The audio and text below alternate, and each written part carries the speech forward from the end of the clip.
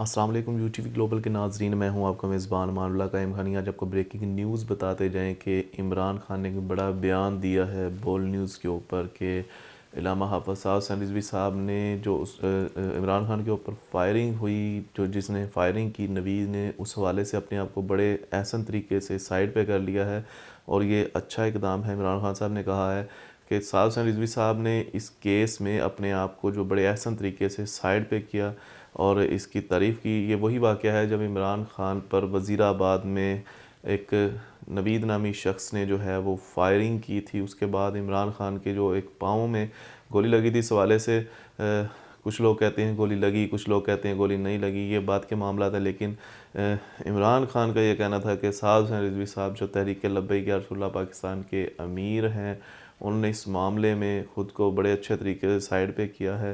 आपके साथ वो वीडियो क्लिप जो है वो शेयर करने जा रहे हैं। उससे पहले जो है वो, अगर आपने अभी तक हमारा चैनल सब्सक्राइब नहीं किया तो हमारा चैनल सब्सक्राइब करें और बेल आइकन को भी प्रेस करें। आपके साथ ये वीडियो शेयर कर रहे हैं। साद रिजवी ने खुद को बड़े अच्छे अंदाज से मुल्जिम नवीद से अलग कर लिया।